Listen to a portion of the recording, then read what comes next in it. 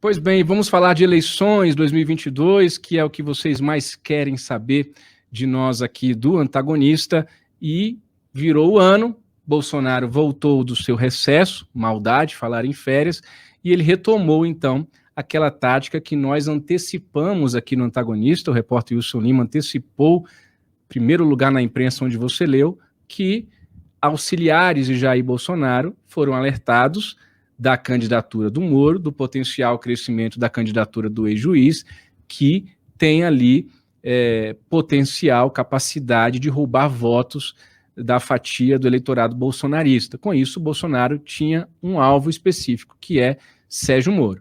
Bolsonaro quer se garantir no segundo turno, um eventual segundo turno contra Lula, porque Bolsonaro acredita que pode vencer e derrotar Lula em eventual segundo turno, vai apostar naquela rivalidade, direita, esquerda, PT, comunismo, Deus não Deus, família não família e blá, blá, blá, blá. Pois bem, Bolsonaro disse que o que Sérgio Moro fez ao deixar o governo, o Ministério da Justiça e da Segurança Pública, ainda em 2020, no início da pandemia, foi uma covardia. Isso não é uma traição, é uma covardia, disse Jair Bolsonaro. Lembrando que Moro saiu acusando Jair Bolsonaro de estar interferindo na Polícia Federal. Aí Moro também recorreu a uma narrativa bastante explorada pelos bolsonaristas de que Moro é um armamentista e que Bolsonaro é desarmamentista. Já Sérgio Moro, em uma entrevista hoje na Paraíba, onde ele desembarcou no dia de ontem, João Pessoa, disse que se fosse um governo melhor, o governo Bolsonaro, não haveria nem sequer discussão sobre Lula nas eleições de 2022. Vamos ouvir o pré-candidato à presidência da República pelo partido Podemos, Sérgio Moro. Foi o Bolsonaro que ressuscitou o Lula, o PT. Se fosse um governo melhor, não haveria nenhuma discussão hoje sobre o PT ou sobre Lula ou sobre qualquer coisa. Só isso revela que o governo, infelizmente, é muito ruim.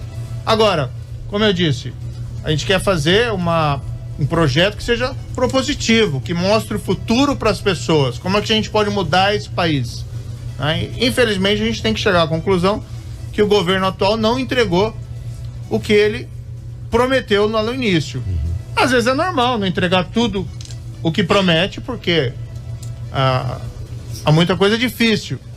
Mas eu não vejo nada.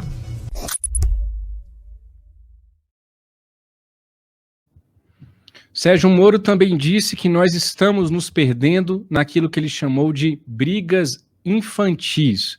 Vamos ouvir mais um pouco do candidato do Podemos. As pessoas querem ter uma escola de qualidade. Para elas não interessa ficar discutindo direita ou esquerda em termos de serviço público. Quer um serviço público de educação que funcione, quer uma saúde também que atenda às suas necessidades. Então essas são as questões fundamentais. E um dos propósitos da minha pré-candidatura, até aproveitando para um gancho aqui que eu acabei não respondendo ali, me estendi um pouco na parte privada, a ideia é romper essa polarização. Porque essa polarização ela acaba deixando o debate pobre. Ao invés da gente discutir o que importa para a vida das pessoas, como é que a gente melhora a vida das pessoas, como é que a gente faz esse país retomar o papel que lhe cabe, de ser um grande país, uma das maiores economias do mundo, e olhar para frente, nós estamos nos perdendo nessas brigas, muitas delas infantis, né? Em cima das pessoas, em cima de ofensa, em cima do que não interessa para a grande maioria dos brasileiros e brasileiras.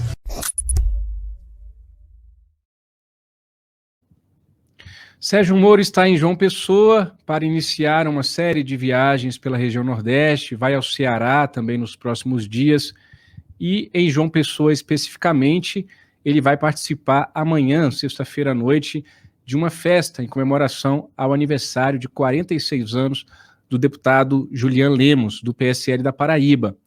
Eu trouxe os detalhes de toda essa história, que não é só uma festa, por isso que tem relevância do ponto de vista político, e você precisa saber os bastidores disso. Coloca na tela, por gentileza, por favor, pessoal, o aniversário de Julian Lemos e a aliança de Moro com a União Brasil. Vamos lá.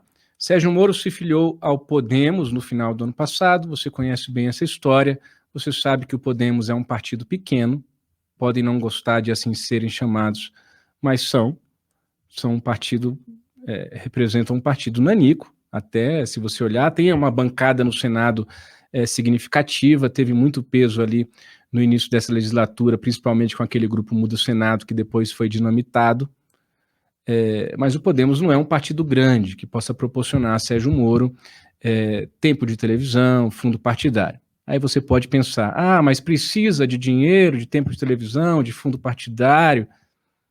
Em 2018, o Bolsonaro ganhou praticamente sem nada disso. Em 2018, a avaliação que as lideranças políticas aqui em Brasília, presidentes de partidos, pessoal que conhece o jogo político, é de que neste ano de 2022 será praticamente impossível repetir o que aconteceu em 2018, de alguém ganhar sem a estrutura, digamos assim. O próprio Jair Bolsonaro sabe disso, que não poderá repetir esse feito. O contexto era outro. Foi a onda da tal nova política, lavajatismo, antipetismo, uma esperança que se colocou e que não se confirmou. Tanto é que Bolsonaro precisou se juntar ao Centrão, não somente por isso, mas acabou se filiando ao PL de Valdemar Costa Neto, também deixando claro que sabe que nestas eleições presidenciais será preciso um candidato ter o mínimo de estrutura. Então, o Moro se filiou ao Podemos, antes disso ele havia sido convidado pela União Brasil, que vai ser o partido que o TSE deve confirmar agora no início de fevereiro, resultado da fusão entre o PSL, partido pelo qual Jair Bolsonaro foi eleito em 2018, que era nanico e ficou grande por conta de todos os deputados que foram eleitos na esteira do bolsonarismo, são os deputados que fazem a conta do fundo partidário, é grana para dedé, o PSL é o partido que mais tem dinheiro de fundo partidário, junto com o Partido dos Trabalhadores, que também tem uma bancada significativa na Câmara dos Deputados, e o DEM é o DEM que você conhece, é o DEM de caciques, como ACM Neto, como Mendonça Filho, Ronaldo Caiado, e por aí vai. O Julian Lemos, deputado do PSL, é um grande entusiasta da candidatura de Sérgio Moro, e gostaria que o Sérgio Moro, na verdade, estivesse na União Brasil, assim como muita gente da União Brasil acha que o correto teria sido Moro se filiar à União Brasil. Em isso não acontecendo, lembrando que os candidatos têm até abril para trocar de partido, vai saber. Em isso não acontecendo, está sendo costurada, conversada, ainda de maneira não definitiva, uma possível aliança do Podemos com a União Brasil. O Luciano Bivar, que é o presidente do PSL, que será o presidente da União Brasil, é ali um nome cotado para ser vice, inclusive, de Sérgio Moro. Eu hoje conversei com o próprio Luciano Bivar por telefone, que vai estar amanhã no aniversário de Julian Lemos. Conversei também longamente com o deputado Julian Lemos, que estava lá de anfitrião da festa, acelerado, foi falando comigo, tinha um monte de informação e estava corrido, porque ele me contou toda a história que eu detalhei para vocês nessa nota. Ele não imaginava que essa festa dele fosse se transformar no que vai se transformar amanhã, que acaba sendo um evento político da campanha de Sérgio Moro, da pré-campanha de Sérgio Moro. Julian Lemos, que foi aliado de Jair Bolsonaro, que rodou esse Brasil inteiro, dormindo, viajando com Jair Bolsonaro. Depois que começou o governo, assim como todos aqueles que pularam fora do barco, ele foi taxado de traidor pelo bolsonarismo e ele tem como principal desafeto público o Carlos Bolsonaro, que é o vereador do Rio de Janeiro, filho do presidente. Julian Lemos, então, convidou o Moro para esse evento, para o aniversário dele, e o Moro topou. Depois que o Moro topou, aí foi uma festa, foi uma farra. Prefeitos, senadores, deputados de vários partidos de vários estados começaram a confirmar a presença e amanhã pelo menos 300 pessoas vão participar dessa festa lá em João Pessoa, que vai ter forró, vai ter música e comida boa, segundo o deputado, e também vai ter até cover de Reginaldo Rossi. E aí eu conversei com o Julian Lemos sobre a expectativa dessa aliança com o Moro. Na avaliação do deputado da Paraíba, a aliança com a União Brasil é a salvação de Moro, nas palavras do Julian Lemos. Para o Julian, o Moro está sendo atacado de todos os lados, vai ser cada vez mais até a campanha, e ele vai precisar ter uma estrutura de tempo de TV, estrutura partidária, aquilo tudo que a gente tem falado aqui. Cláudio Dantas fala bastante sobre isso aqui, vocês sabem. E o que acontece? Acontece que o Podemos tem um receio dessa aliança. Há um grande receio por parte do Podemos sobre as consequências dessa possível aliança. Eles temem, por exemplo, expressões que eu ouvi nos bastidores, que usei nessa nota, de que Moro seja engolido pela velha guarda da política, de que o próprio Podemos seja abafado, né? Nós estamos falando de gente que está na política há muitos anos. Luciano Bivar talvez não seja um nome conhecido para o grande público até a eleição de 2018, mas ele está na política de Pernambuco há muito tempo, é um cacique político. A gente tem o Assemineto. E o temor do Podemos é de que, ao vir esse povo todo para esse bolo, possa-se de fato desconfigurar o projeto que está sendo pensado para a candidatura do Moro. É uma conta difícil, política, que está sendo feita de ambos os lados. Agora, do lado da União Brasil, há uma disposição. E eles dizem o seguinte: se o Moro vier conosco, eles acreditam que dá para fazer uma aliança mais ampla de centro, incluindo setores do próprio PSDB de João Dória, do MDB, que tem lulistas e bolsonaristas, e também do Republicanos. Isso me chamou a atenção. Eu ouvi hoje pela primeira vez isso e publiquei para vocês aí. Republicanos, que é o partido ligado à Igreja Universal, e que hoje é bolsonarista, é da base de apoio de Jair Bolsonaro. A gente vai acompanhar de muito perto o que vai acontecer nos próximos dias. Lembrando que somente depois da União Brasil ser oficializada em fevereiro pelo TSE é que eles vão poder reunir a cúpula para decidir todas essas questões. Se o Moro não se aliar no mínimo, a União Brasil, eu falo no mínimo porque ainda tem gente que acredita que o Moro pode sair do Podemos e se filiar à União Brasil. Mas que possa parecer esquisito, estou trazendo para vocês o que eu escuto nos bastidores. Não é do Moro, não é do grupo do Podemos, claro, é do lado do União Brasil, há quem acredite. Estou dizendo que vai acontecer, mas a gente está aqui para trazer todos os bastidores para você, de gente de peso. Também falei com outras 2 pessoas do PSL hoje que me pediram reserva, e a reserva está aqui sendo respeitada. Mas são pessoas que estão participando dessas negociações. Na avaliação deles, se o Moro não vier, eles acreditam que a candidatura do Dória poderá crescer se conseguir reunir a estrutura partidária da turma do centro. Do lado do Podemos, a gente não tem publicamente um ataque à União Brasil, nem mesmo do lado da União Brasil há um ataque ao Podemos, há críticas ao Podemos, críticas, né? Você está falando que o partido é pequeno, que não tem condições de fazer a campanha do Moro, isso é uma crítica, não é? Isso é uma crítica. Mas a gente tem, por exemplo, o senador Eduardo Girão, do Ceará, que por mais de uma vez já disse que teme as alianças que Sérgio Moro vem a fazer. Eu escutei hoje de um deputado que está com Sérgio Moro, mas que se ele...